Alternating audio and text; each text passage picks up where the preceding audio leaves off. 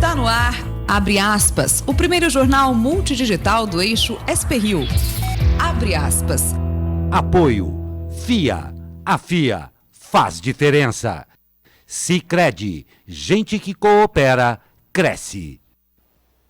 Olá, muito bom dia. Segunda-feira, 16 de setembro. Com transmissão ao vivo pelos Facebooks da SP-Rio Mais e do jornal O Vale, está no ar o Abre Aspas, direto dos estúdios da SP-Rio Mais, no Jardim Aquários, em São José dos Campos, São Paulo. Comigo, o jornalista Elcio Costa. Muito bom dia, Elcio. Bom dia, Glauco. Bom dia quem acompanha a gente agora pela São Paulo Rio Mais. E nesta edição, Senado deve votar nesta semana projeto que reduz transparência em campanhas eleitorais. Gilmar Mendes diz que CPI da Lava Toga é inconstitucional. Caixa registra 12 milhões de transações após liberação do FGTS. Ataque a refinarias na Arábia Saudita faz preço do petróleo disparar. Secretário de Cultura de Ilhabela será exonerado. Operação da Lei Seca realiza mais de 900 testes durante o Vale Music Fest em São José dos Campos. Esta e muito mais notícias logo após o comercial. Lembrando que você pode participar do jornal enviando aí a sua mensagem pela linha do tempo do Facebook. É rapidinho o comercial, a gente já volta.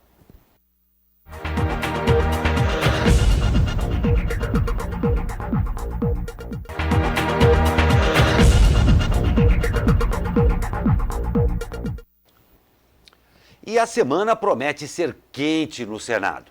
A reforma da Previdência e a PEC paralela passarão pela quinta e última sessão de discussão em primeiro turno no plenário do Senado. A reforma deve cumprir a sua última sessão de discussão hoje e voltar à Comissão de Constituição e Justiça para análise das emendas. Só depois será votada no plenário da Casa. Para ser aprovada, ela precisa passar por votação de 2 turnos. Em um acordo de líderes partidários, ficou estabelecido que a votação do texto principal da reforma será realizado apenas no próximo dia 24, atendendo todos os prazos regimentais.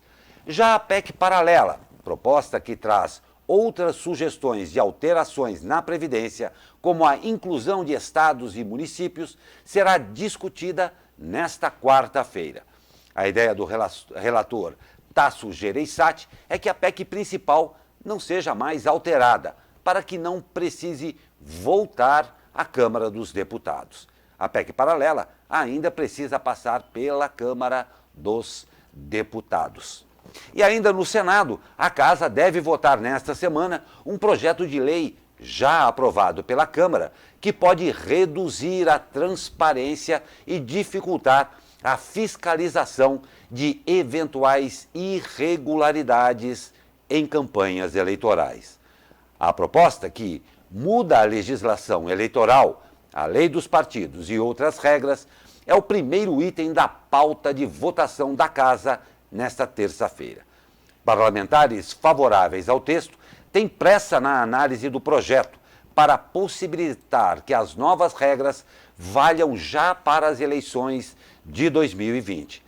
Pelo princípio da anualidade, alterações nas regras eleitorais precisam ser sancionadas pelo menos um ano antes do próximo pleito eleitoral. Por isso, a proposta deve ser votada com rapidez e sem alterações em relação ao conteúdo aprovado pelos deputados. Inicialmente, o projeto alterava apenas regras para a remuneração de funcionários de partidos políticos. No entanto, o texto foi transformado em uma mini-reforma eleitoral. Entre os pontos do projeto que dificultariam a fiscalização de eventuais irregularidades em campanha estão a prorrogação de prazos para a prestação de contas, a possibilidade de utilização de quaisquer sistemas de contabilidade disponíveis no mercado e mais tempo para a correção de dados. Se aprovado, o texto poderá dificultar a fiscalização por parte da Justiça Eleitoral, uma vez que flexibiliza a prestação de contas eleitorais por parte dos partidos. Além de estender a data para a prestação de contas do dia 30 de abril para o dia 30 de junho, o projeto permite que os partidos apresentem também as contas eleitorais pelos partidos, que é tratada por meio de resolução do TSE, que estabelece os gastos do primeiro turno até 30 dias depois das eleições e, havendo um segundo turno, até 20 dias depois. Na prática, isso significa que parte das fontes de financiamento dos gastos com as eleições, aquelas que vieram dos partidos políticos, poderiam passar à margem da Justiça Eleitoral até junho do ano seguinte ao do pleito. Segundo especialistas, isso pode gerar grande insegurança jurídica, pois mandatos irregulares poderiam se prorrogar por muito tempo. Uma coisa difícil que nós temos pela frente aí, não é, Elcio? Olha, deputado, quando fica sozinho, a gente não fica observando o que ele está fazendo, estou generalizando, é claro, é um perigo, né? Porque eles todos se defendem. Quando a gente deveria migrar cada vez mais para uma transparência maior e assim, extrema na prestação de contas de eleição, porque mexe com doação, mexe com dinheiro público, o fundo partidário que financia boa parte das campanhas, é dinheiro público, é dinheiro do contribuinte que vai para os partidos políticos fazer campanha. Quando a gente deve migrar cada vez mais para uma transparência em excesso, quer dizer, deve ser o norte do Brasil esse tipo de coisa, a gente vê que a Câmara está migrando para tornar mais opaca a questão. A eleição de 2018, por exemplo, teve casos complicados que ainda não estão elucidados, né? O caso, por exemplo, dos laranjas do PSL é um caso complicado.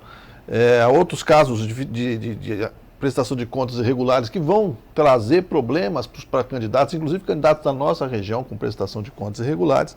Então, quando a gente deve trabalhar para que a coisa fique o mais simples possível, mais visível, tanto para o cidadão, para o eleitor e para o órgão fiscalizador, os deputados resolvem fazer uma mágica, né? Tirar uma mágica, um coelhinho da cartola, um truque de mandrake, para de repente ficar mais fácil para eles e para os partidos que não queiram seguir direito as regras do bom senso. Não tem dúvida, e uma coisa que fica para lá de evidente, como você falou no início aí dos deputados ficarem sozinhos, fica muito evidente esse caráter de corporativismo em função dessas mudanças aí. Uma coisa que, por si só, já deixa muito questionável a todos aqueles que eu e você votamos. Chegou na hora de facilitar a coisa, vamos nos juntar e fazer alguma coisa para deixar mais opaca essa prestação de contas. Muito triste. Uma coisa interessante, de repente, é saber como é que o seu deputado vai se posicionar em relação a isso. Seja ele da região, ou você votou uma pessoa fora da região, não tem problema, o voto é livre.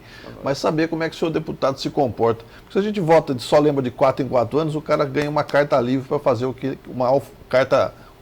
cheque em branco para ele fazer o que ele quiser. É bom dar uma cobradinha de vez em quando para ele lembrar de você. Exatamente. Além do que uma boa ideia, eu creio que seja uma obrigação de nós todos. Muito bem lembrado. Exatamente isso mesmo. E em entrevista à Folha de São Paulo, o ministro do Supremo Tribunal Federal, Gilmar Mendes, afirmou que a CPI da Lava Toga é inconstitucional e seria arquivada pela própria Corte. A Lava Toga é defendida por parte do Senado para investigar o Judiciário. Abre aspas. É notório que uma CPI para investigar o Supremo ou um dado ministro, pela própria jurisprudência da Casa, é flagrantemente inconstitucional.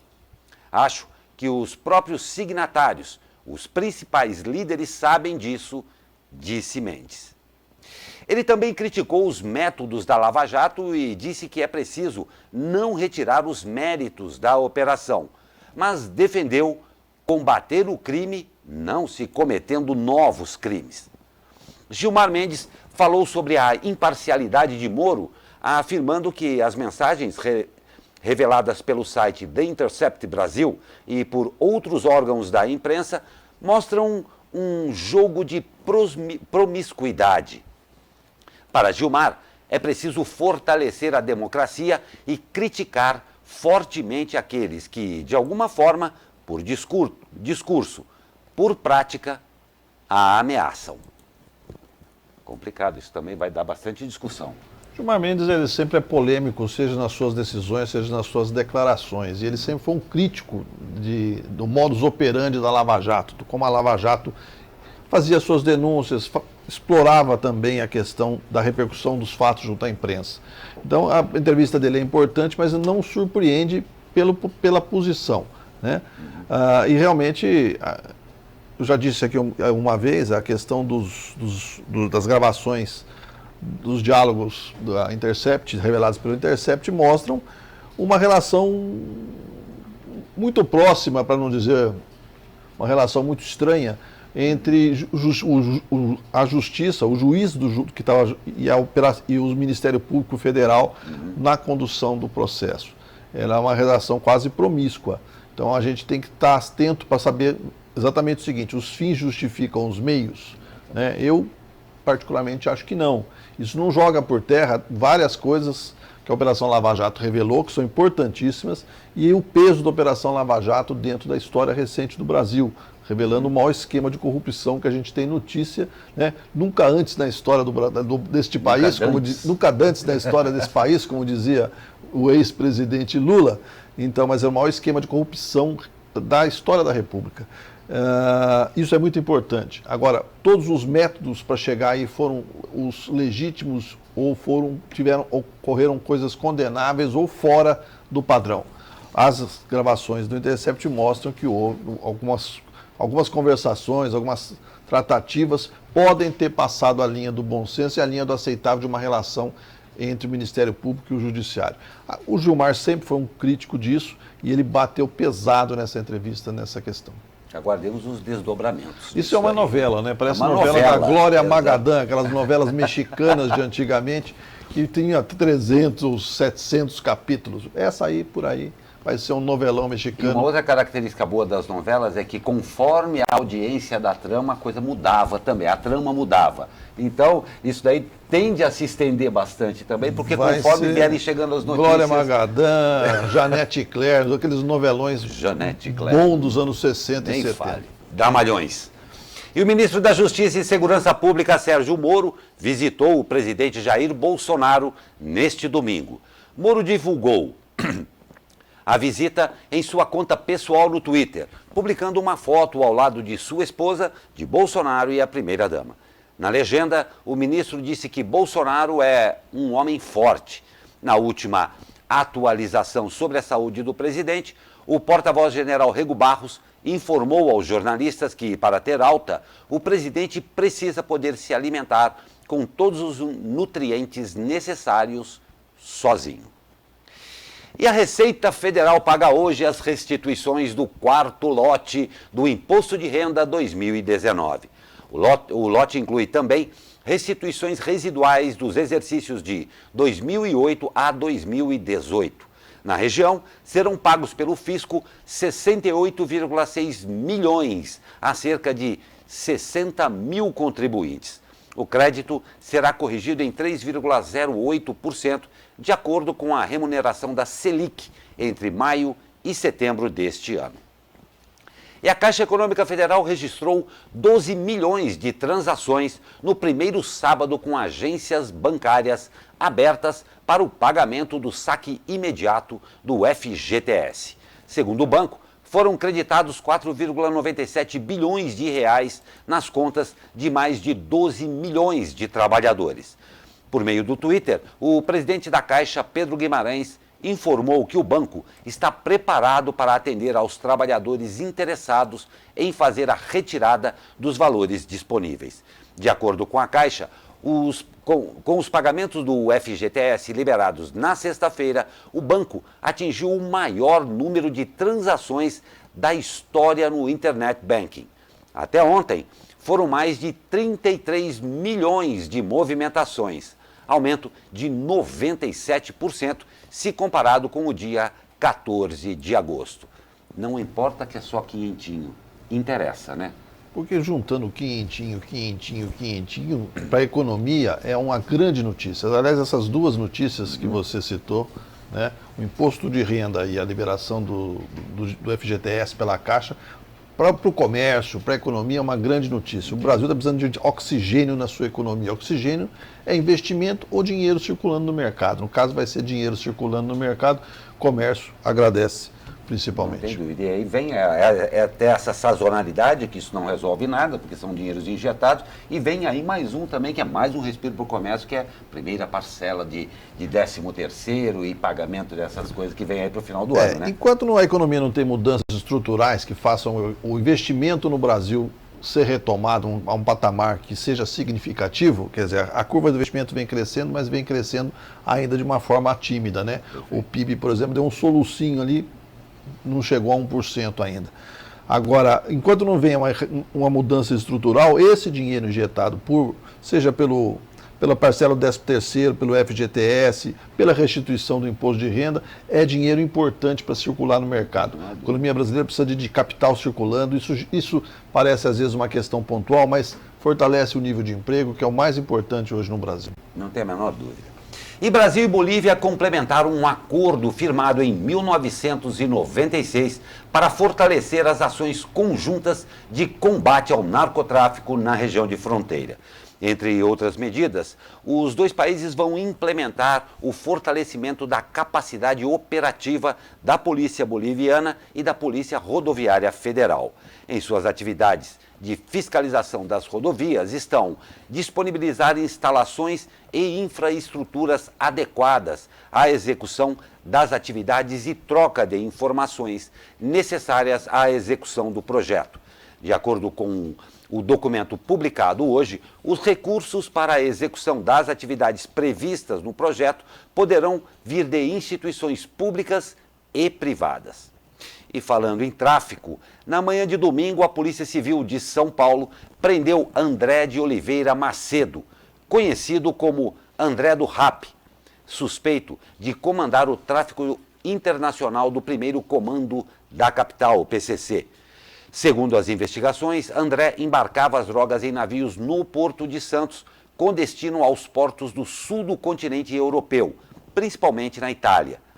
O membro do PCC foi preso em uma mansão em Angra dos Reis, no Rio de Janeiro, e levado para São Paulo em um dos 2 helicópteros apreendidos durante a operação da polícia. A Polícia Civil descobriu o paradeiro de André do Rap ao investigar o dono de uma lancha avaliada em 6 milhões de reais que estava em nome de uma empresa laranja. Pois é. Ataques na Arábia Saudita afetam o mercado. O preço do petróleo bruto teve forte alta hoje. Em Londres, após os ataques às 2 instalações petrolíferas na Arábia Saudita, que provocaram a redução à metade da produção do maior exportador mundial no final de semana. Nesta manhã, o barril Brent, referência na Europa, ultrapassou os $71, logo depois do começo do pregão, o que representa mais de 18% em relação à semana passada. Em Nova York, o índice WTI de preços futuros deu salto de 15% para mais de $63 o barril. O governo da Arábia Saudita revelou que os ataques fizeram com que sua produção diária caísse para cerca da metade.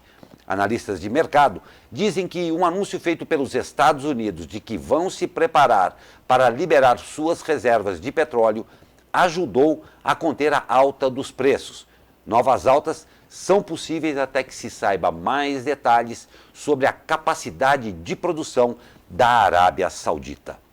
Aí um fato que nós tem que ficar todo mundo muito atento, porque os desdobramentos são mundiais a respeito disso daí, né? Tensão enorme entre Irã e Estados Unidos. Esse ataque, Iêmen, se Irã, tá? Mas o clima de tensão está estabelecido ali no Oriente Médio, com desdobramentos, claro, para todos os mercados do mundo, né? É uma situação de uma zona de conflito permanente, né? Uma zona de tensão permanente que afeta o humor da diplomacia mundial e afeta principalmente, nesse caso, o bolso das pessoas, porque mexendo no preço do barril do petróleo é você que de repente pode pagar mais na bomba, né? Então é uma coisa para acompanhar com atenção. Nós não temos uma interferência direta sobre isso, como país, mas é uma questão a ser acompanhada para a gente não ter surpresa também pelo meio do caminho. Não tem dúvida, aqui um adendo a mais, qualquer economia que esteja fragilizada num momento desse, um espirro lá fora pode virar uma pneumonia aqui dentro. Bem lembrado. É verdade isso aí. Nós vamos para um rápido comercial e eu continuo esperando a sua participação aqui. Mande a sua mensagem, sua crítica, sua sugestão aí pela linha do tempo do Facebook. Será um prazer tê-los conosco. Rapidinho a gente já volta.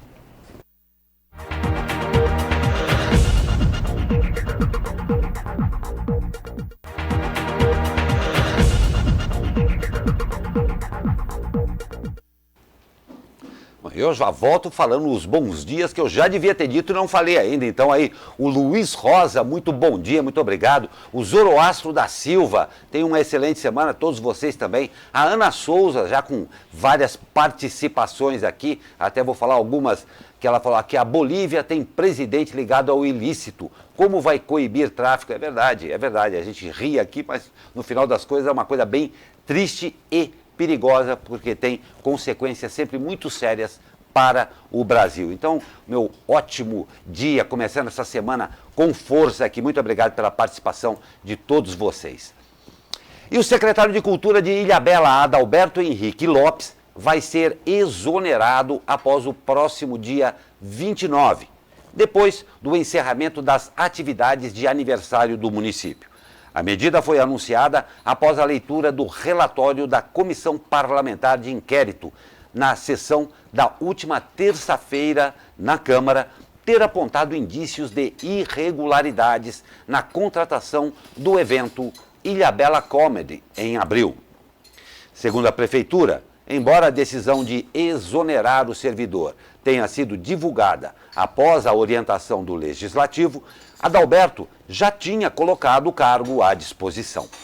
Entre os problemas identificados pela comissão da Câmara estão a falta de elementos que sinalizassem para dispensa de licitação, que foi como a Prefeitura contratou a atração.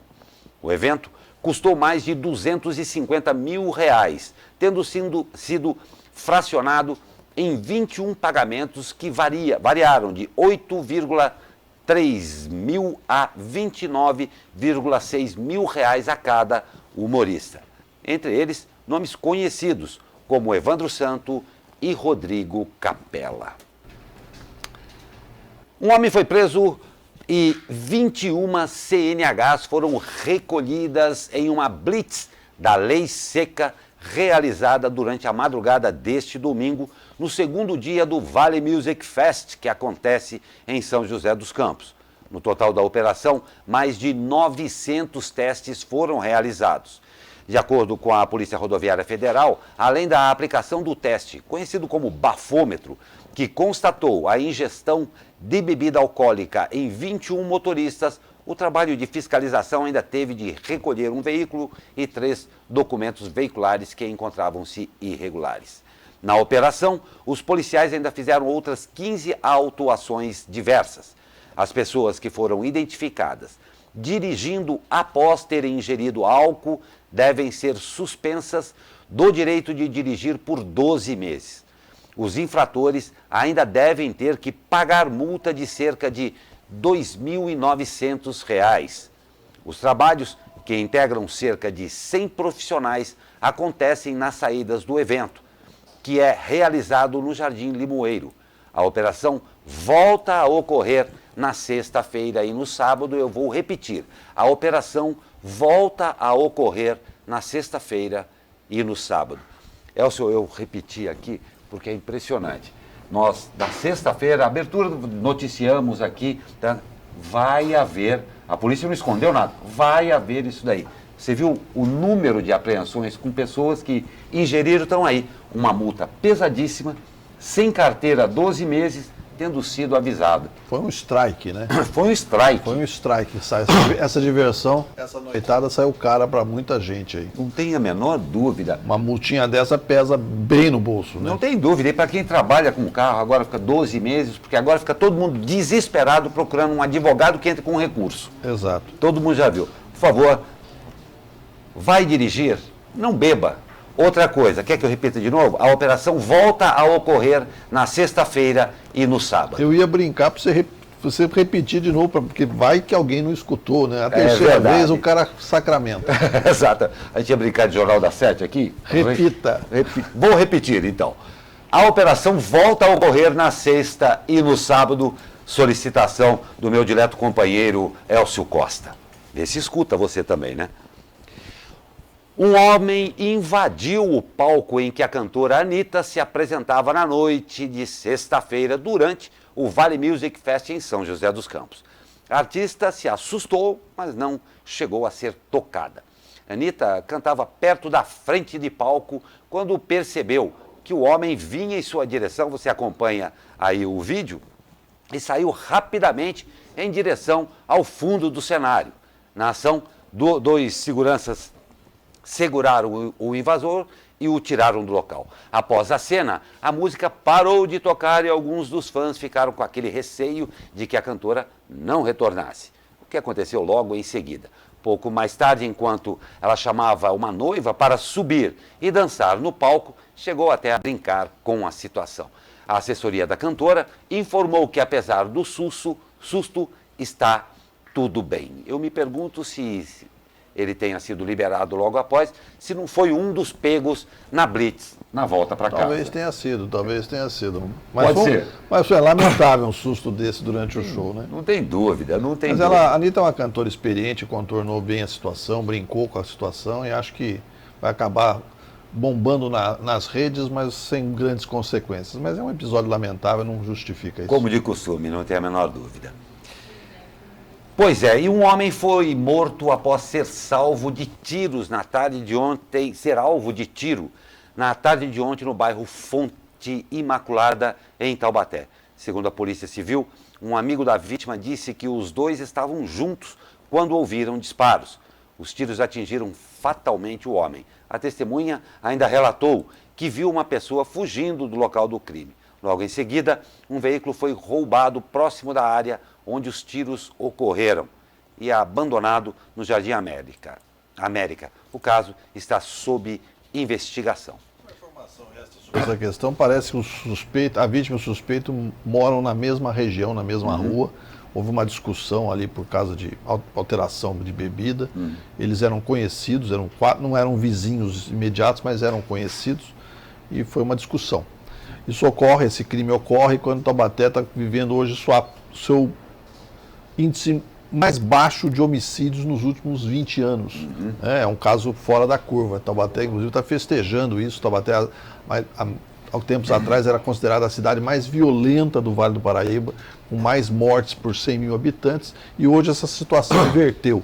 Eu não tenho o índice correto, o número correto de homicídios que ocorreram na cidade esse ano, mas é o mais baixo estatisticamente nos primeiros 9 meses do ano, né? Espero que esse caso seja isolado e que não seja uma reversão dessa onda de paz que tem reinado na cidade. Não tem a menor dúvida. Infelizmente, a gente acaba noticiando aqui, continuando com as tragédias aqui. Uma mulher morreu após acidente na madrugada de domingo na rodovia Carvalho Pinto, em São José dos Campos. De acordo com a Polícia Rodoviária Estadual, o acidente ocorreu enquanto a mulher tentava entrar em um acesso no quilômetro 97 e acabou se perdendo e dirigindo na contramão. No momento, um veículo que seguia na direção contrária não conseguiu desviar. A mulher morreu no local. O motorista do outro veículo ficou gravemente ferido e foi socorrido no hospital da vila. Um motociclista morreu após colidir com um maquinário na obra da via Cambuí, em São José dos Campos, neste domingo. A via ainda não está liberada para o tráfego. A vítima seria morador da Paraíba.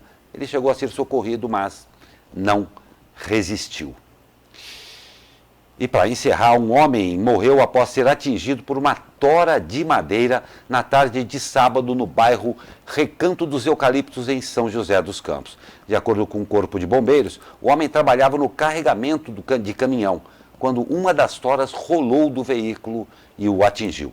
O homem morreu no local. Eu vou verificar aqui que já tem mais bastante gente, o Luiz Rosa, aqui, o pessoal todo participando. pegar aqui o da Carol. Pois é, Ana Souza, quando há esses eventos nem se deve sair de casa, um perigo. Na verdade, a gente espera poder sair de casa e que todo mundo faça a sua parte, cumpra o que é dito pela lei e tenha bom senso e não faça essas coisas. Mas é verdade mesmo, é um perigo mesmo.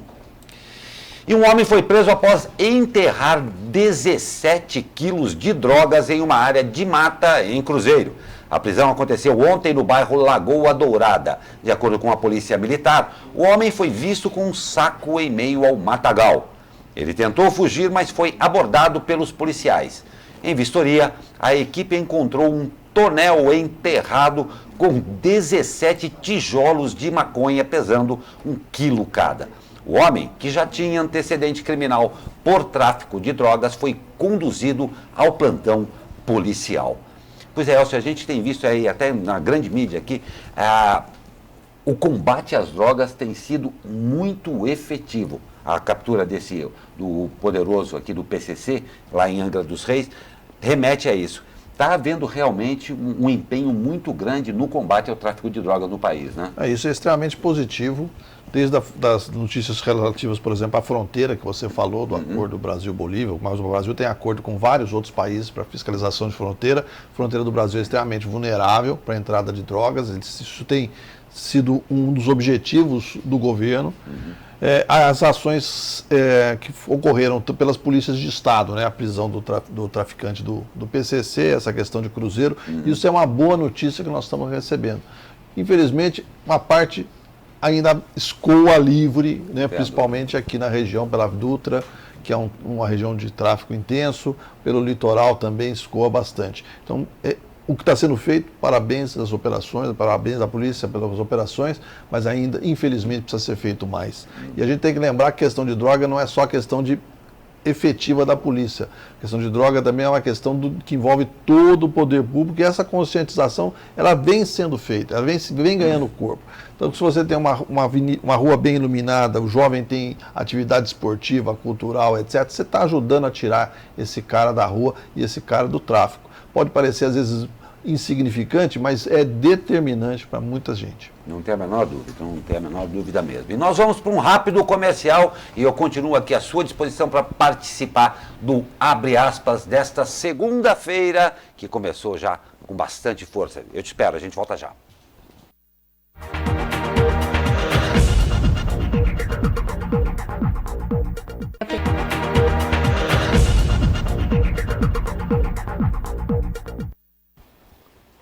Segunda-feira é aquele dia que a gente acorda sempre esperando que tudo dê certo, mas a segunda-feira tem cara e jeito de segunda-feira. Mas o sol está brilhando aqui dos altos da Cassiano Ricardo e vamos ver como é que vai ficar o tempo e a temperatura para hoje e para essa semana. Fala, meu amigo Caio Souza! Fala, Glauco Turzi, muito bom dia.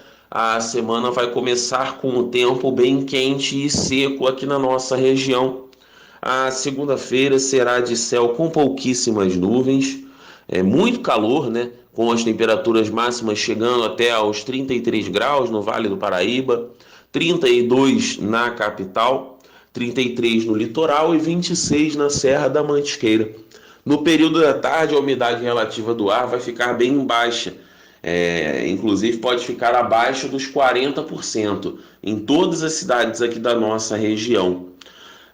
Já adiantando o tempo, né, para o restante da semana, a terça-feira tende a ser bem parecida, vai ter o tempo bem parecido, né, com o que a gente está vendo hoje, mas já a partir de quarta podemos ter sim algumas pancadas de chuva de forma bem rápida e isolada. Caio Souza, direto da sala de operações do Tempo Vale, para o jornal Abre Aspas. Obrigado, Caio Souza. Um abraço a você e a todos aí do Tempo Vale, tá bom? Um grupo de antropologistas e ambientalistas do Brasil propôs a indicação do líder indígena Raoni Metuktiri, do povo Kayapó, como candidato ao Prêmio Nobel da Paz de 2020 por seu trabalho voltado para a proteção da floresta amazônica. Raoni tornou-se internacionalmente conhecido como defensor do meio ambiente na década de 80, com o cantor Sting ao seu lado. A Fundação Darcy Ribeiro anunciou nesta semana que propôs formalmente o nome de Raoni para a indicação ao Comitê Norueguês do Nobel. O vice-presidente da Fundação, Tony Lothar, afirmou neste sábado que a indicação de Raoni foi aceita inicialmente pelo Comitê do Nobel, mas que a Fundação ainda precisa completar o processo. E a partida entre Feyenoord e ADO Den Haag, no campeonato holandês, precisou ser interrompida após uma cena curiosa da torcida visitante.